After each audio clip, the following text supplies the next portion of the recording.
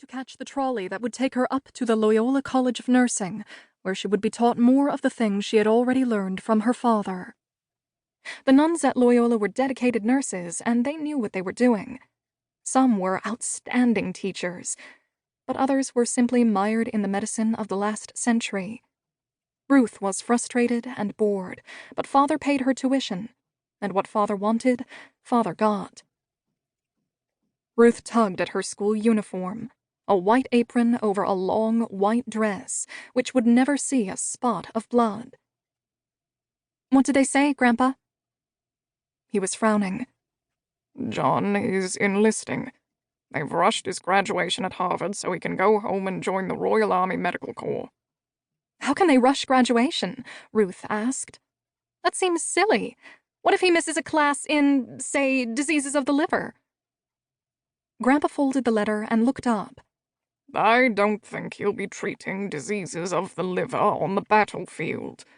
Anyway, he's coming to Baltimore before he ships out." "Here?" said Ruth in surprise. "But why?" "For one thing," said Grandpa, "I haven't seen him since he was 3 years old. For another, you two have a common interest." "You mean medicine?" Ruth asked. "Oh, Grandpa, what could I possibly talk about with him? I'm not even a nurse yet, and he's a doctor." She spread her hands. "Should we discuss how to wrap a bandage?" "As long as you discuss something." He pushed the letter across the table to her and got up. "You'll be showing him around town." "Me?" said Ruth. "Why me?" "Because your sister—" Grandpa nodded at Elise, just clumping down the stairs in her nightgown and bathrobe. "has dirty fingernails." He started up the stairs. "Good morning, my dear," he said. "Do you know what time it is?" "Uh-huh," Elise mumbled, as she slumped into her seat at the table. As Grandpa continued up the stairs, Ruth called after him, "But when is he coming?"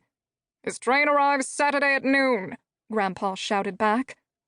"Find something nice to wear. You too, Elise." Elise rubbed her eyes. "What's going on?" Ruth pushed the letter at her and got up to go. "Read it," she said. "You'll see." Ruth made her way down 33rd Street with her heavy book bag slung over one shoulder, heading for the trolley stop 4 blocks away on Charles.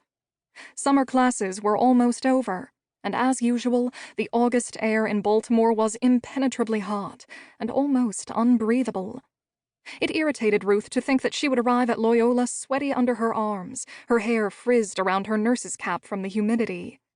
The nuns liked neatness, modest decorum, not perspiring young women who wished they were somewhere else. Elise, Ruth thought, as she waited for a break in the noisy traffic on Charles Street, could have driven her in the motor car, but no, she'd slept late.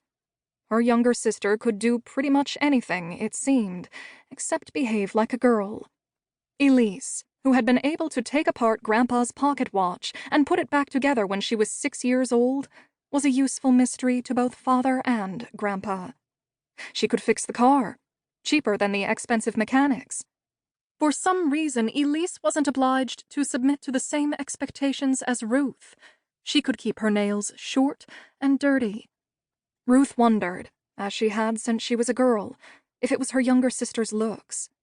She was a mirror image of their mother, who had died in childbirth with Elise. Did that make her special in Father's eyes? An iceman drove a sweating horse past her. The horse raised its tail, grunted, and dropped a pile of manure, rank in the heat, right in front of her, as though to augur the rest of her day. The iceman twisted in the cart to tip his hat. "Sorry, sister." Ruth let her breath out through her teeth. Maybe the truth of the matter was that she was the sorry sister. It was at this exact corner that her dreams of becoming a doctor, to follow in her father's footsteps, had been shot down. When she was 10 and the governess said she'd done well on her writing and math, she was allowed to start going along on Father's house calls and help in his office downstairs. Father had let her do simple things at first: mix plaster while he positioned a broken ankle, give medicine to children with the grip, but she watched everything he did and listened carefully.